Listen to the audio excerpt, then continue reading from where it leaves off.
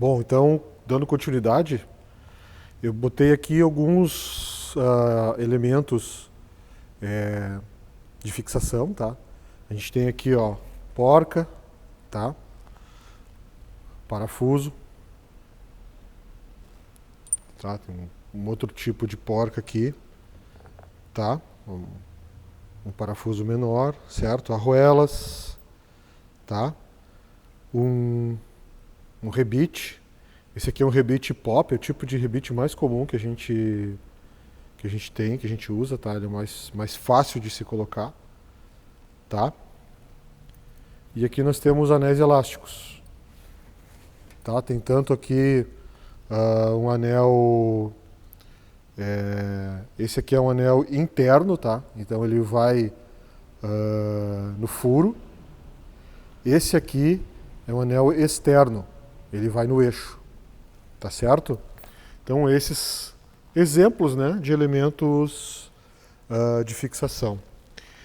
Elementos de transmissão. Então nós temos, aqui tem um modelo de uma correia, tá? Que era de uma máquina aqui da escola, ela arrebentou, ó.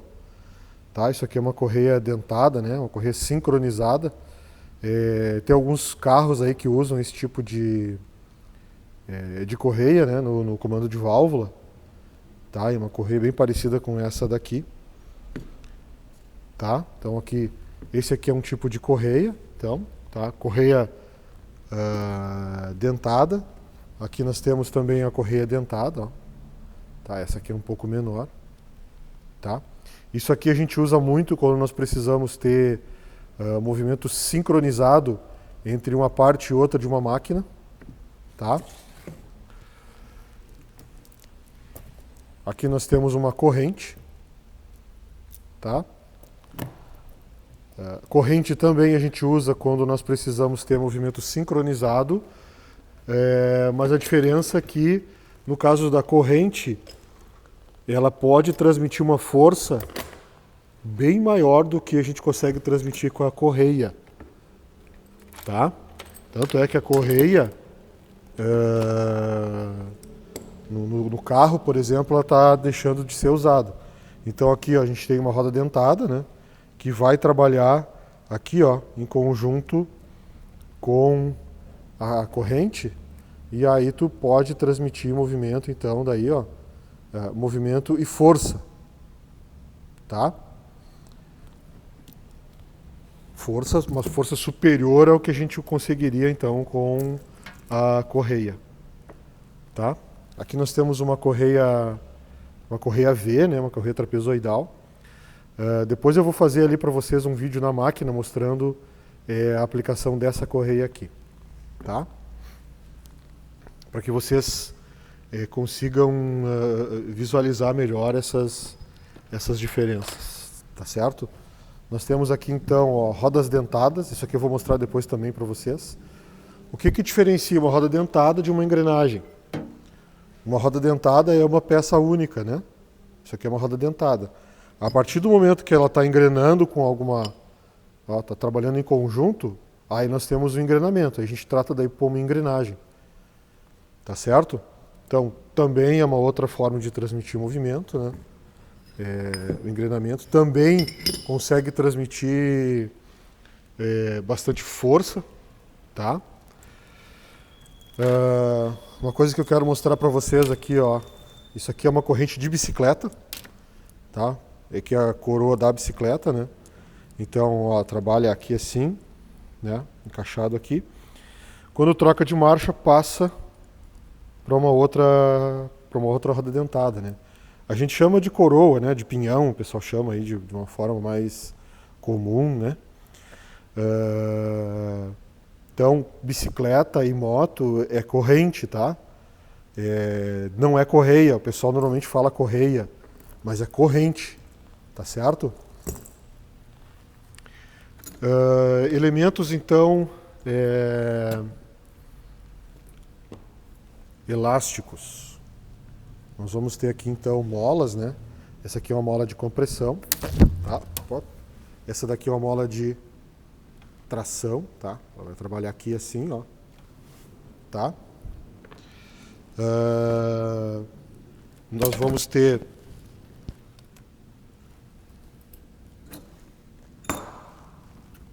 esse elemento aqui, ó, que tanto pode ser, porque ele tem aqui, ó, que a gente chama de pneuzinho. Esse aqui é um acoplamento, tá?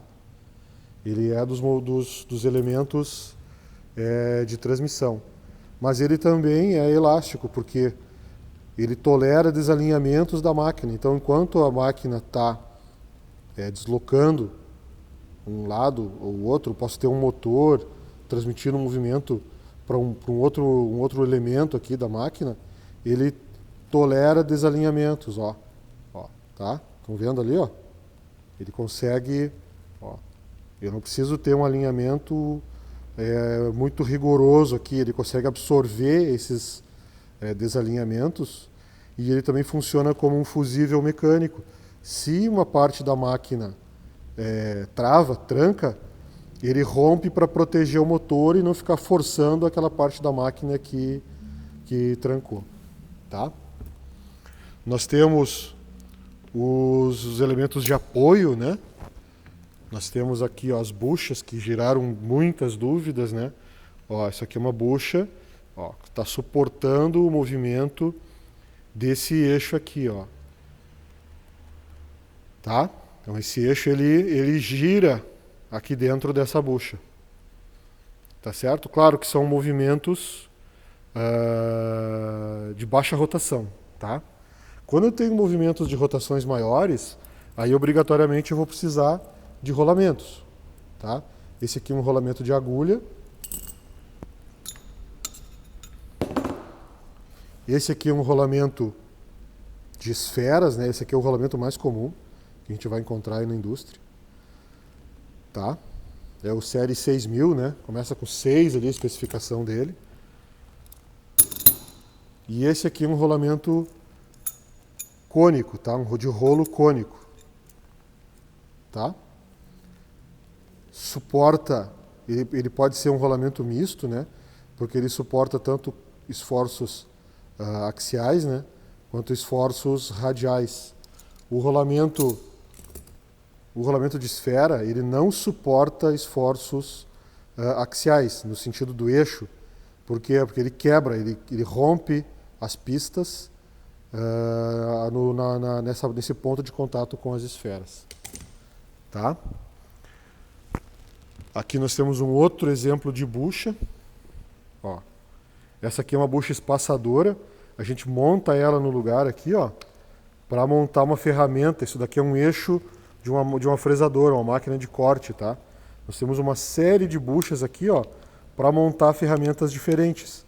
Então, conforme o tipo de ferramenta que eu vou montar, eu tiro essa bucha aqui espaçadora, né?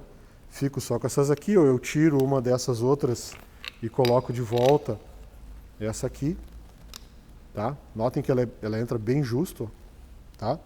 Então é uma bucha espaçadora. E isso aqui é um eixo, tá? É um modelo de eixo, ó. Esse eixo aqui ele só suporta a ferramenta, tá? Então ele não é um eixo árvore, ele só suporta o movimento, tá? O movimento chega nele, tá? Nós temos os elementos de vedação. Então nós temos aqui, ó, anel O-ring.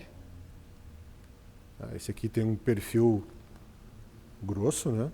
Que deve ser 10 milímetros mais ou menos, esse perfil aqui. Esse aqui é um anel O-ring também, mais fino.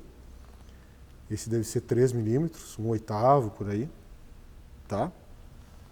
E nós temos um retentor. O retentor ele é muito usado em caixas onde nós temos eixos que entram com movimento. Tá? E desse lado aqui que ele entra, ó. Aí ele veda naquele lábio ali, ó, tá? Onde tem aquela molinha ali, onde tem aquele anel metálico ali, uma mola. Ele pressiona, ele fecha contra o eixo.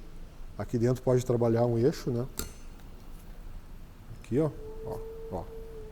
Viu? Eu fiz força para encaixar, tá? Ó, ele está selando aqui, ó, contra o eixo. Então o eixo pode girar, tá?